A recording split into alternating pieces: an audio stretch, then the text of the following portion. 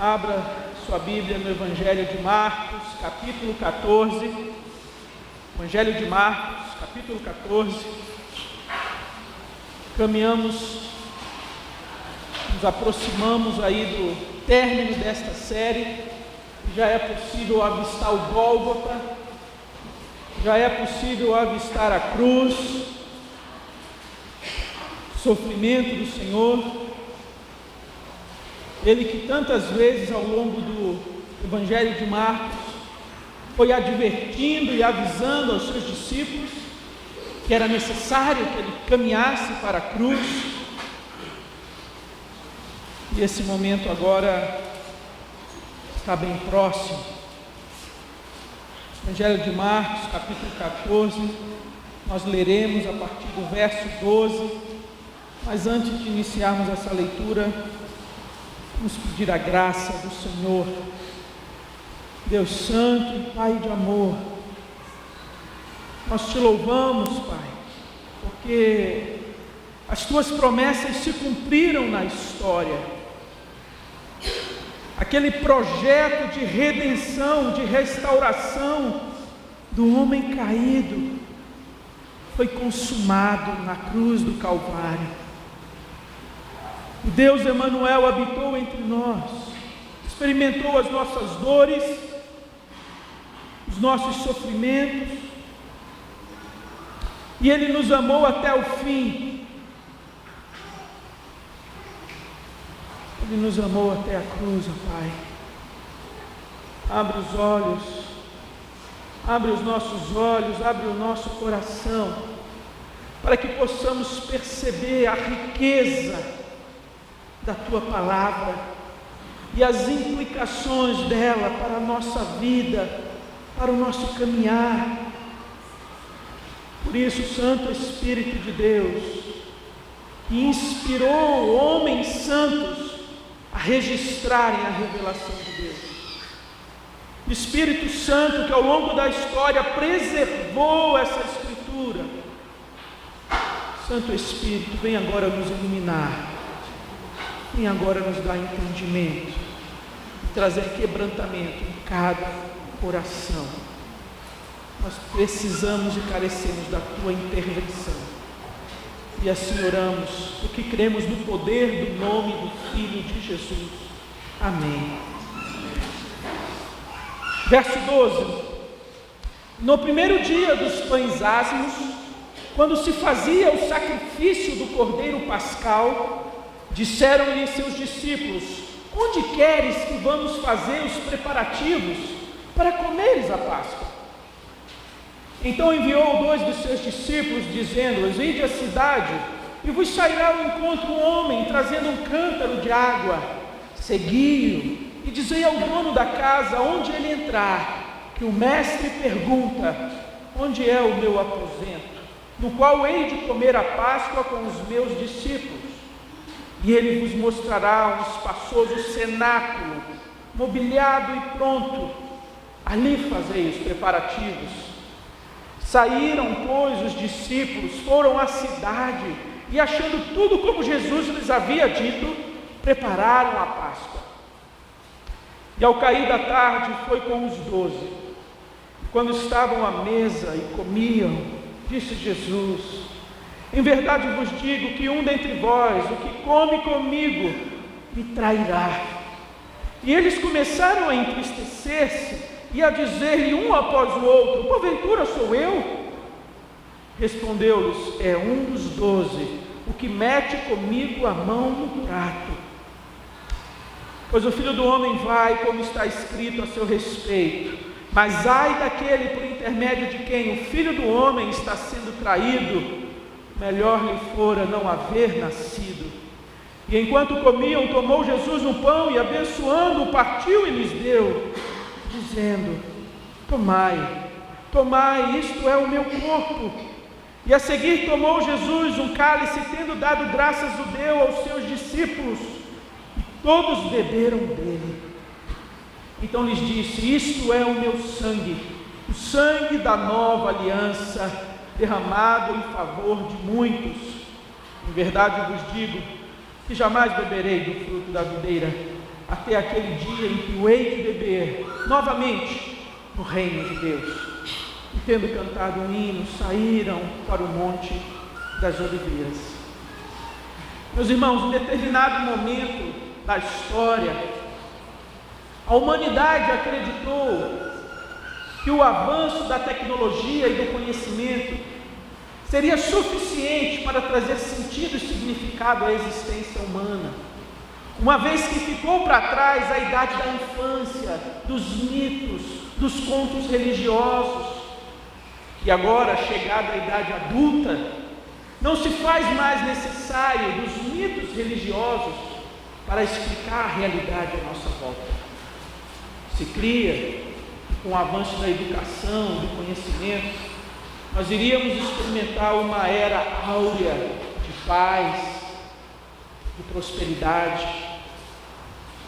Esse homem iria, como sociedade, evoluir. Mas passado muitos anos dessa visão positiva, otimista, se percebeu que o homem continua com as suas mesmas mazelas. Simplesmente agora ele ficou mais hábil na arte de matar, na arte de guerrear. Mas ele continua ganancioso. A cobiça ainda está presente no seu coração. Ele ainda sente um vazio e uma necessidade de trazer propósito e significado à sua vida.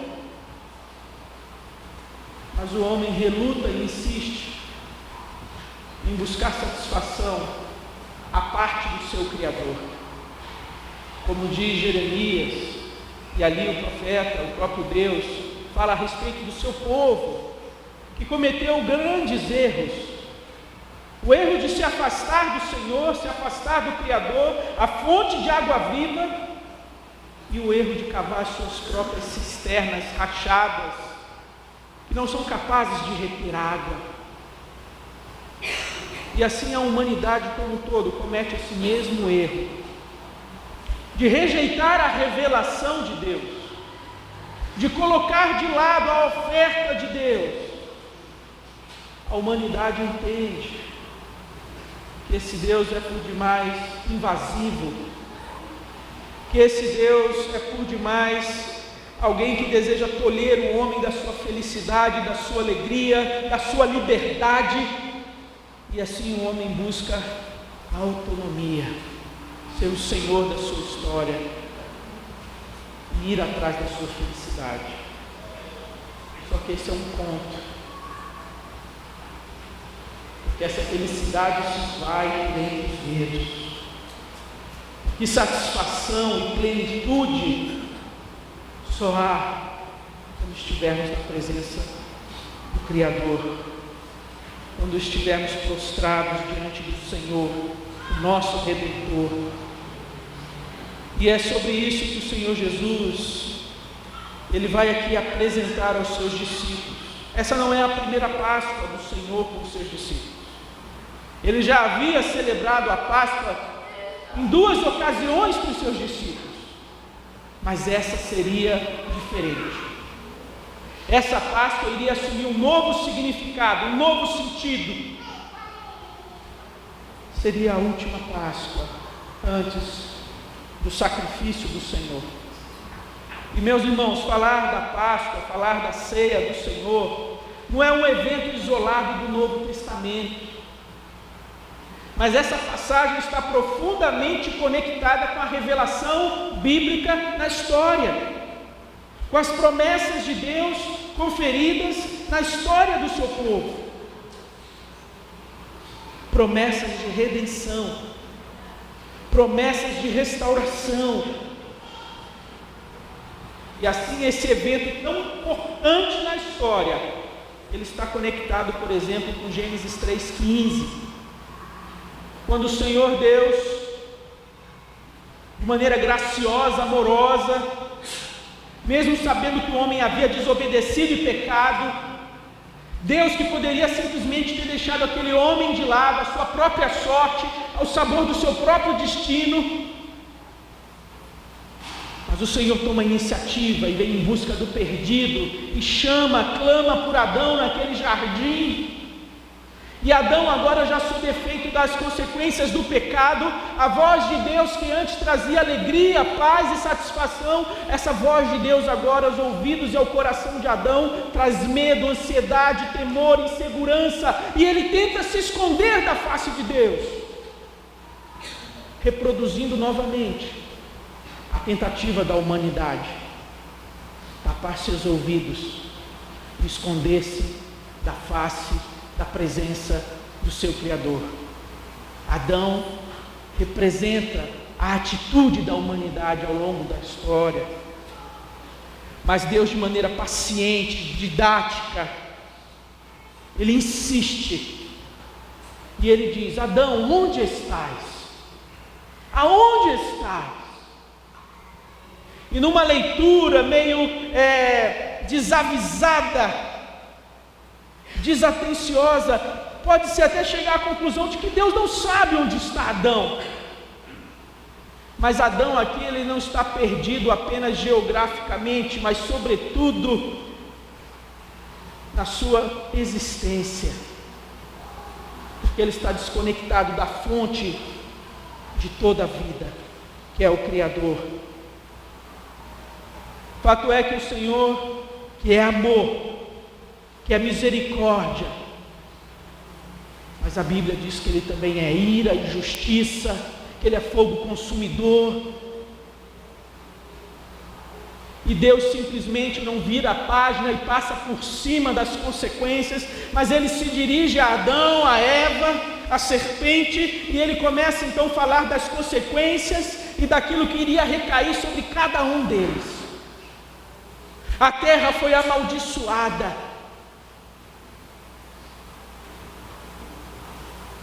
e Deus se dirige à serpente, na verdade falando, aquele que a possuiu, nosso adversário, se dirigindo a Satanás, ele diz: olha, o descendente da mulher há de esmagar a cabeça da serpente, e esta lhe ferirá o calcanhar.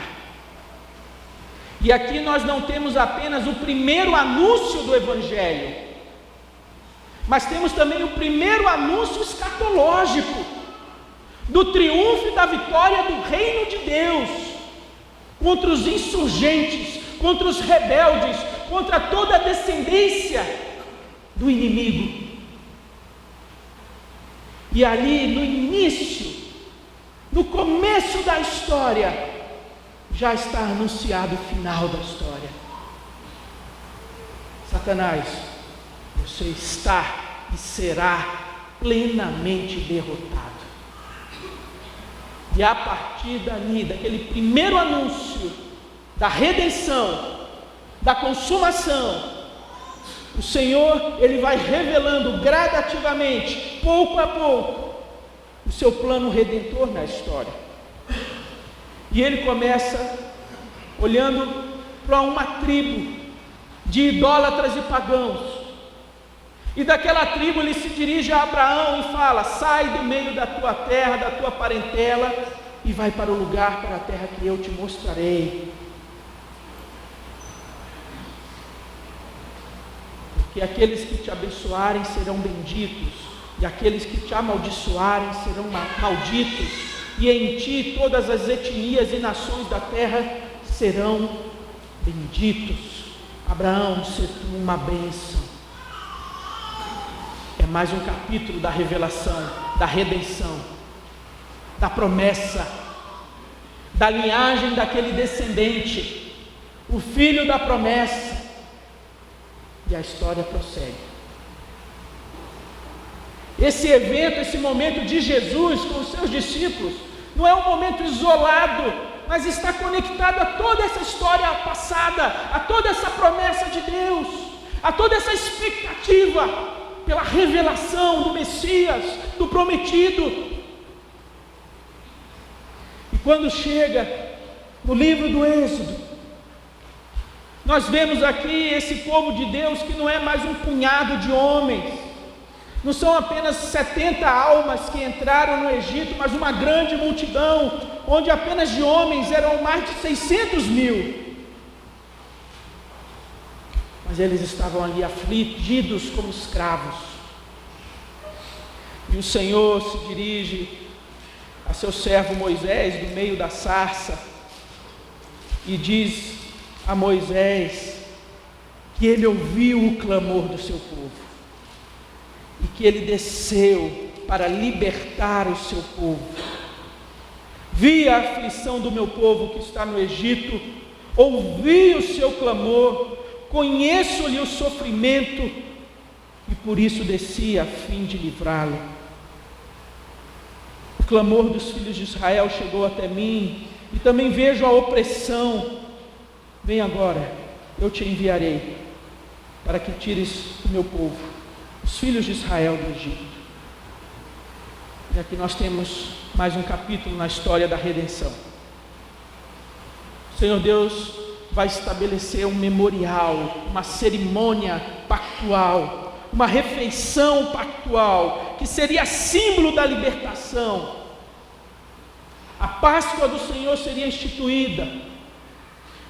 Aquele faraó que a princípio mandou matar os primogênitos, na verdade mandou matar todos os filhos do sexo masculino, dos filhos de Israel, ele mesmo teria que sepultar o seu primogênito, porque Deus iria vingar o sangue, a vida daqueles pequeninos que foram executados. Faraó com seu coração endurecido, Deus adverte, Deus orienta Moisés que pegassem um novilho sem defeito, derramassem o seu sangue, passassem sobre os umbrais das portas, porque naquela noite no Egito seria uma noite de pranto, de choro, mas para o povo de Deus seria uma noite de livramento, porque quando passasse o anjo da morte do Senhor, e ele visse aquele sangue nos umbrais daquela casa, daquela família, iria se desviar. E o Senhor assim estabelece uma aliança com o seu povo. Êxodo 19, verso 5: agora, pois, se diligentemente ouvirdes a minha voz e guardardes a minha aliança, então sereis a minha propriedade peculiar dentre todos os povos, porque toda a terra é minha. Vós me sereis reino de sacerdotes, mediadores da aliança e nação santa. São estas as palavras que falarás aos filhos de Israel, se ouvirdes as minhas vozes, se atentardes à minha aliança, vocês serão o meu povo, uma nação separada, uma nação santa. Êxodo vai dizer no capítulo 24, verso 8, que tomou Moisés aquele sangue e o aspergiu sobre o povo, e disse: eis aqui o sangue da aliança que o Senhor fez convosco. Ao pé do Sinai, aquela aliança é ratificada, e Moisés diz: eis aqui o sangue da aliança que o Senhor fez convosco. Mas, meus irmãos, aquela aliança não foi definitiva. Aquela aliança apontava para a libertação definitiva, para a solução definitiva, porque o livro de Hebreus nos diz que o sangue de touros e bodes não pode remover o pecado de ninguém. O sumo sacerdote precisava apresentar o sacrifício até pelos seus próprios pecados, e isso precisava ser repetido anualmente, na festa do Yom Kippur, o dia onde toda a nação se apresentava diante de Deus para renovar a aliança, para renovar o perdão, o dia da expiação pela nação, renovado, ano após ano, ano após ano. Aquilo não era a solução definitiva, aquilo era sombra, aquilo apontava para o cumprimento pleno, a salvação completa. E a história avança. E chega ali no Evangelho do Antigo Testamento, livro de Isaías, no capítulo 53, ao falar do servo sofredor: por isso eu lhe darei muitos como a sua parte, e com os poderosos repartirá ele despojo, porquanto derramou a sua alma na morte. Jesus ali diante dos seus discípulos fala: meu sangue que é derramado, a minha vida que é dada, a minha vida que é derramada em favor de vós. E aqui em Isaías, ao falar da promessa do Messias, do libertador, fala dele derramando a sua alma, a sua vida por nós. Foi contado com os transgressores, contudo levou sobre si o pecado de muitos, e pelos transgressores intercedeu. As promessas de Deus, dignas de toda confiança, promessas que nos trazem segurança. Não há razão para duvidar do amor e do cuidado de Deus. Ele se importa, Ele nos vê, Ele nos socorre, e as promessas foram cumpridas, nenhuma só caiu por terra. E Ele mesmo disse, em Jeremias capítulo 31, que Ele haveria de realizar a aliança definitiva. E Ele diz: eis aí vem dias, diz o Senhor, que firmarei nova aliança com a casa de Israel, com o meu povo, não conforme a aliança que fiz com seus pais, no dia em que os tomei pela mão para os tirar da terra do Egito, porquanto eles anularam a minha aliança, pela desobediência, pelos pecados, pela rebeldia, pela dureza de coração. Você lembra de Êxodo 19? Se diligentemente ouvirdes a minha voz e atentares para a minha aliança, então sereis o meu povo, nação santa, reino de sacerdotes, se ouvirdes, se atentardes. E aqui diz em Jeremias 31, eles anularam a minha aliança, não obstante eu os haver desposado, diz o Senhor, porque esta é a aliança que firmarei com a casa de Israel depois daqueles dias, nos últimos dias, diz o Senhor. Na mente lhes imprimirei as minhas leis, e também no coração lhes escreverei. Eu serei o seu Deus, e eles serão o meu povo. E assim o Senhor faz a promessa da nova aliança, do novo pacto, com o novo povo, o novo Israel de Deus. Não mais um Israel étnico, racial, mas esses descendentes de Abraão agora são descendentes pela fé, circuncidados não na carne, mas circuncidados no coração. Israel, o povo de Deus hoje, que é na verdade de toda tribo, língua, povo e nação.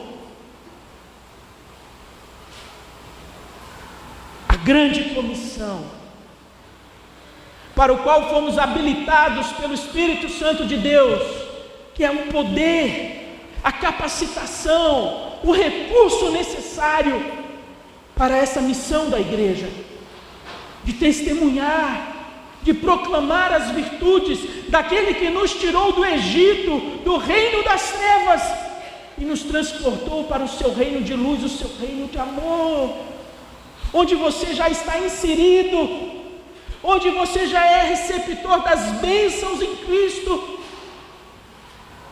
onde tudo já está disponível a cada um de nós.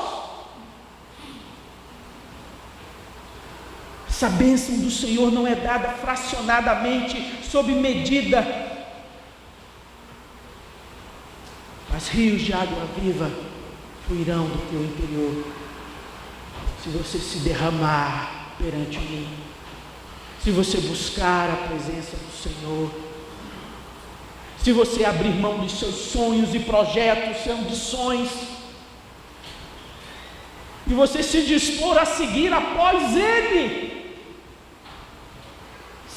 e não após o seu coração, os seus projetos, as suas ambições, os seus sonhos, aquilo que o Senhor Jesus disse que é necessário que cada um de nós tome a sua cruz e o siga. E aquilo que aparentemente é perda e prejuízo vai resultar em verdadeira vida e vida abundante. A promessa de Joel 2, que ele haveria de derramar o seu espírito sobre toda a carne, sobre os anciãos, os jovens, os servos, as servas, os homens e as mulheres, o Consolador prometido, aquele que haveria de nos lembrar tudo quanto Ele nos disse, aquele que haveria de nos capacitar para a missão que Ele nos deu. A promessa se cumpriu, como disse Pedro em Atos 2, o que vocês estão vendo aqui é o que disse o profeta Joel. Essa não foi mais uma Páscoa, essa não foi mais uma cerimônia,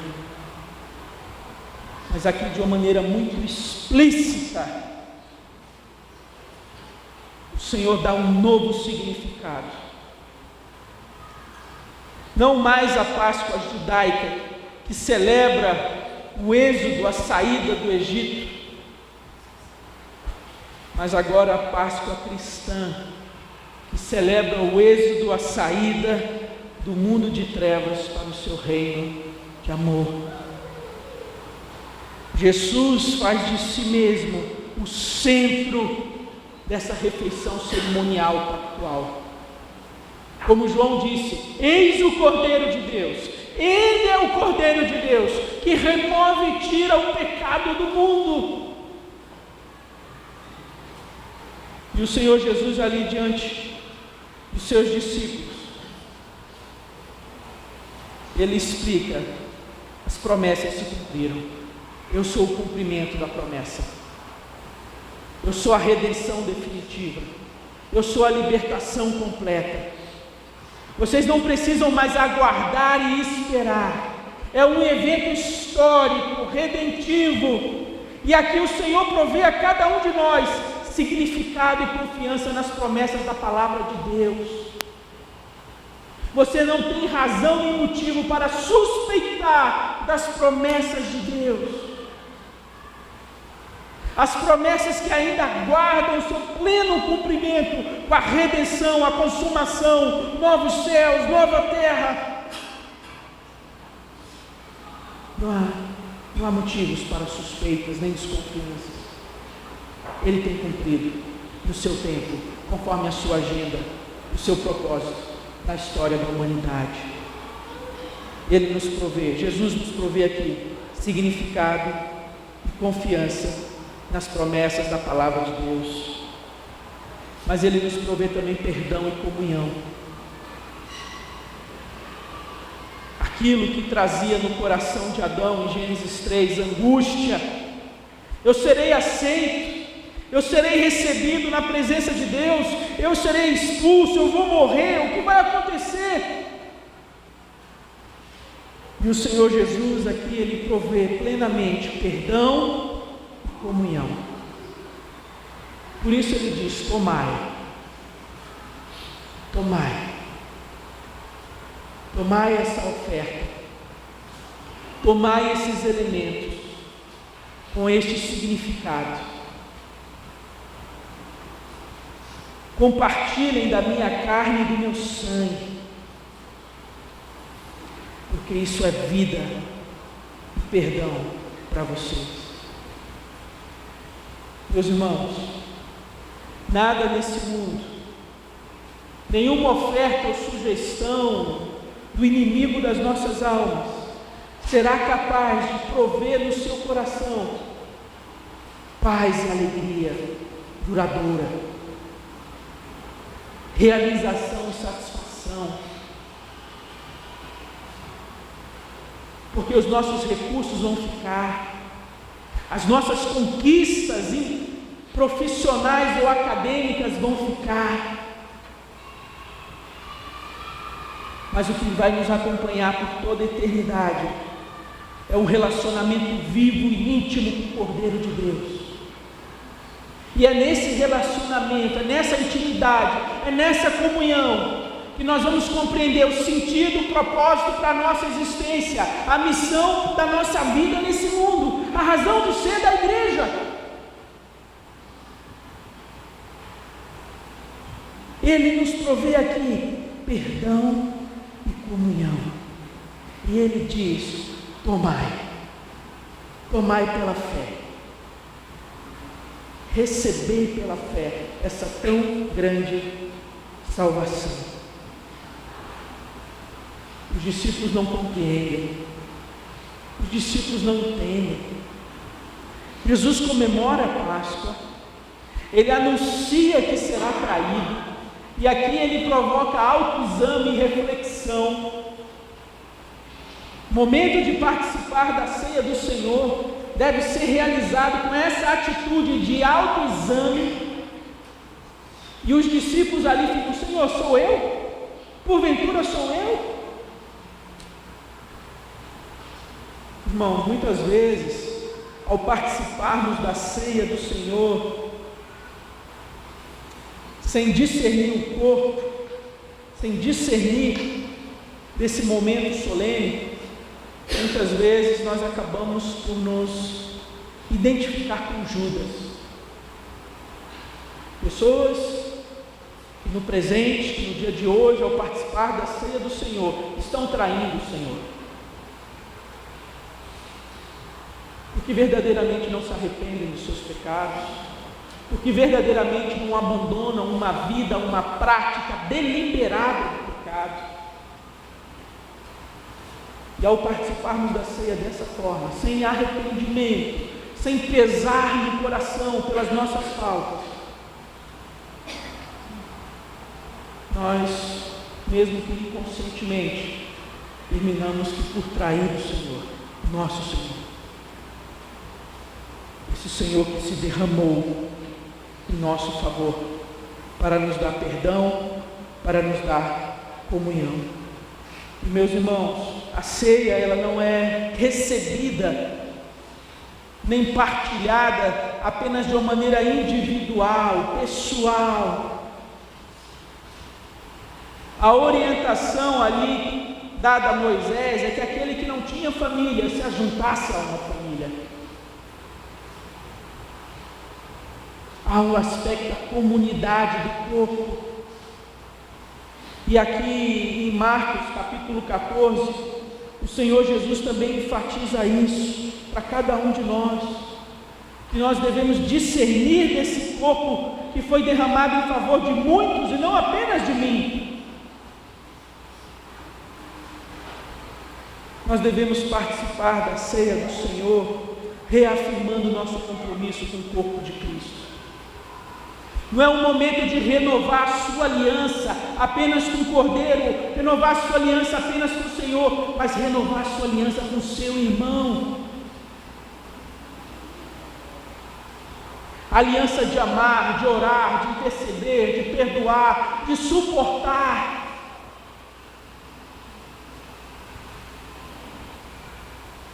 Reafirmando a nossa aliança com o corpo do Senhor. Ele nos provê comunhão, não apenas com o Pai, mas uns com os outros. Homens caídos, afastados de Deus, separados uns dos outros, mas em Cristo, novamente conectados ao Pai, e novamente agora unidos aos nossos irmãos. A ceia do Senhor. Momento de recordar a morte do Senhor e o significado dessa morte. Aquele povo vivia em escravidão no Egito, vivia em trevas, amargura e sofrimento, e foi justamente disso que o Senhor nos livrou. Quando nós vivíamos segundo os nossos caminhos, segundo o nosso coração, segundo os nossos pensamentos, seguindo o curso deste mundo. Era uma vida de sofrimento, de tristeza, de alegrias efêmeras e passageiras, onde havia uma sede, uma busca, e tudo isso encontrou resposta no Cordeiro de Deus. Ele é o nosso êxodo, Ele é a nossa Páscoa, Ele é a nossa libertação. E quando você participar da ceia do Senhor, da mesa do Senhor, se lembre disso. Você está celebrando a morte do Senhor em seu lugar, a morte que te libertou, que te perdoou, que te trouxe vida, que te trouxe esperança. E quando a gente participa da ceia do Senhor, trazendo à nossa mente todo esse significado, nós somos abençoados, nós somos alimentados, nós somos fortalecidos na nossa fé e na nossa esperança. Não é apenas você se servir daqueles elementos e os participar deles no momento, mas você precisa compreender o significado, o valor, a importância, e aí sim você será alimentado espiritualmente e fortalecido pelo Senhor. Mas há aqui também uma promessa futura, reafirmada ainda. O Senhor diz: em verdade vos digo, amém, e jamais haveria de beber do fruto da videira, até aquele dia em que o hei de beber novamente no reino de meu Pai, no reino de Deus. Você percebe que essa instituição, que essa refeição pactual, que essa cerimônia cristã estabelecida aqui nesse momento, ela está completamente enraizada no passado, nas promessas, mas ela também aponta para o futuro, ela aponta para a consumação, ela aponta para a completude do plano de Deus, a plena consumação. Nós ainda não somos aquilo que fomos projetados para ser, nós ainda não somos. Nós ainda temos que carregar o velho homem sobre as nossas costas, aquele defunto, aquele moribundo, ainda carregado sobre os nossos ombros, e volta e meia ele quer ressurgir. E assim nós convivemos e carregamos essas duas naturezas, a nova natureza em Cristo e o velho homem. E por isso Paulo ali em Romanos fala da sua luta, do bem que ele deseja fazer, mas que não faz. E por isso ele diz: é muito melhor estar com Cristo, é muito melhor partir e estar com Ele, é incomparavelmente melhor, porque eu vou ser liberto, completamente liberto da presença do pecado. E Jesus aqui, ao fim do verso 25, ele aponta para isso, aquele dia, onde todos reunidos, esse corpo, essa família, haveremos de ser recebidos na mesa do Pai, pelo sacrifício substitutivo de Cristo em nosso lugar. Ele já nos levou para os braços do Pai. Você já desfruta da comunhão, você já desfruta do perdão, mas um dia você vai se assentar àquela mesa.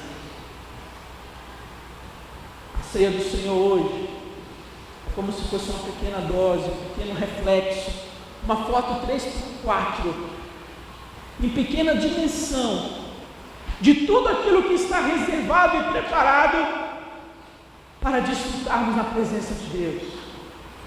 A totalidade da promessa, a totalidade das bênçãos do Senhor.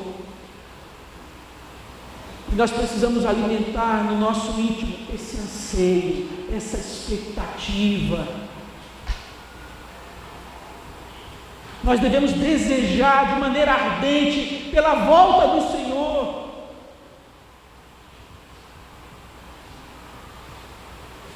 Nós não devemos estar tão bem ambientados, agradáveis nesse mundo, no sentido de falar: Senhor, espera mais uns 50 anos, espera mais uns 70 anos.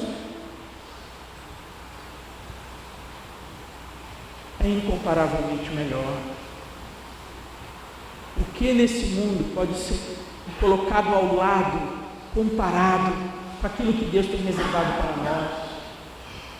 Você no seu coração, você se pega em alguns momentos como que sonhando acordado, imaginando, com aquela doce expectativa pela volta do seu Senhor,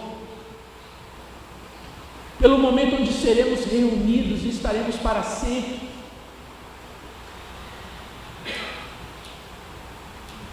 Isso precisa ser reavivado no nosso coração. Esse amor, esse anseio, essa expectativa. Que os ídolos deste século, que os prazeres desse mundo, tudo aquilo que Satanás colocou diante do Senhor Jesus no deserto, os reinos, o poder, a glória, que essas coisas não venham nos seduzir e nos afastar do Senhor,